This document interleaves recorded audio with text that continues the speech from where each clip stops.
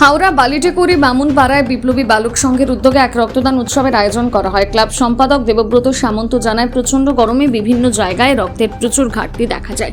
সেই কারণে এই সময় আমরা এই উদ্যোগ নিয়েছি। 50 জন রক্তদাতা আজ স্বেচ্ছায় রক্তদান করলেন। অনুষ্ঠানে মোহনবাগানের সহ সম্পাদক তথা বিশিষ্ট সমাজসেবক অসিত চ্যাটার্জি সহ আসন্ন বিধানসভা নির্বাচনের শিবপুর কেন্দ্রের বিজেপি প্রার্থী রুদ্রনীল ঘোষ, সিপিআইএম প্রার্থী জগন্নাথ ভট্টাচার্য উপস্থিত ছিলেন।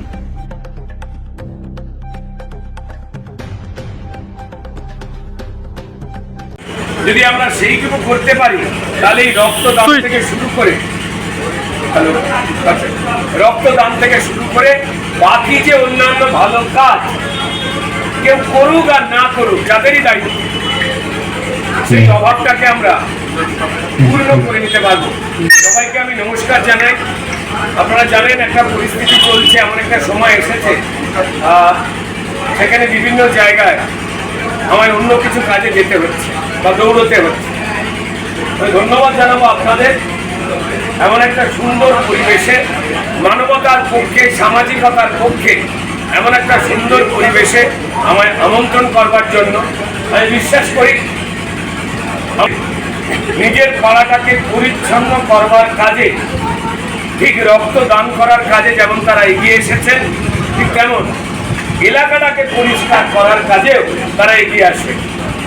অনেকগুলো রবিবার রয়েছে, সেই রবিবারে আসুন না, সবাই মিলে একটু রাস্তায় ব্লিচিং পাউডার দেওয়া, যদি ড্রেনগুলোকে পরিষ্কার করা যায়, যদি মশার লার্ভাগুলোকে সরানো যায়, যদি ভ্যাট থেকে পড়ে থাকা ময়লা যা বাড়ি উঠোনে রাস্তায় চলে আসছে, এই রক্তদানের মতো আবার যদি আমরা একসঙ্গে যে কোনো কেউ দল, মত, পথ, আলোচনা, তর্ক ভুলে যদি এই এলাকাটাকে সুন্দর করে সাজাতে পারি, কে বলেছে যে বাড়িতে দাঁড়িয়ে আমি সবার কাছে নমস্কার জানিয়ে যারা মঞ্চে বসে রয়েছেন, অনেকেই আমার পরিচিত, অনেকেই আমার প্রণম্য, অনেকেই আমার শ্রদ্ধা, এমনকি আপনাদের সামনে যারা দাঁড়িয়ে রয়েছেন, চলুন একসঙ্গে একটা সুন্দর হাওড়া বলি, একসঙ্গে একটা সুন্দর শিবপুর বলি। আমাদের না কাউকে যাতে বলতে হয় এখানে ব্লাড ডোনেশন ক্যাম্প হয় না, এখানে মানুষ মানুষের পাশে দাঁড়ায় না, এখানে মানুষ ড্রেনগুলোকে পরিষ্কার করে না, ভ্যাটগুলোকে পরিষ্কার করে না, অন্য একে তাকে দোষ দিচ্ছে। কিন্তু দোষ দিয়ে কি তার বাড়ির বাচ্চাটা ওই জীবাণু থেকে বাঁচতে পারছে? দল মত নির্বিশেষে সুন্দর হাওড়া করার লক্ষ্যটাই আমাদের মূল কাজ হোক। সুন্দর শিবপুর, সুন্দর বাল্টিক্রি গড়াটাই আমাদের লক্ষ্য।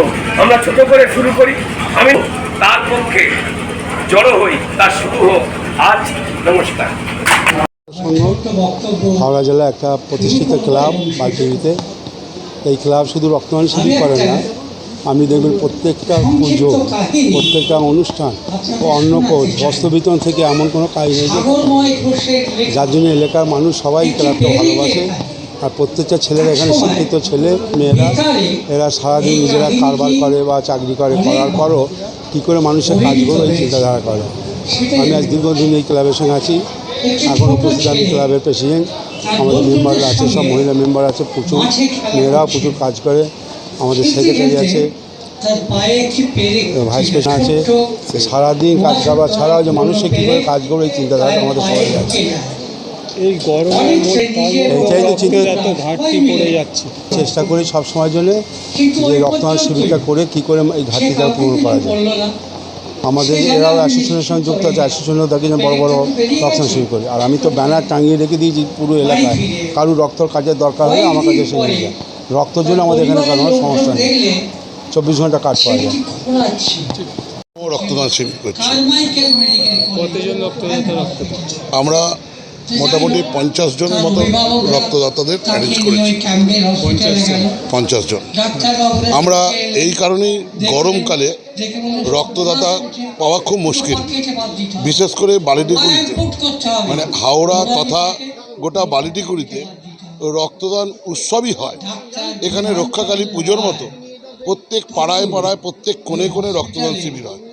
তার জন্য রক্তদাতা এখানে খুব, মানে সবাই প্রায় রক্ত দিয়ে ফেলেছে।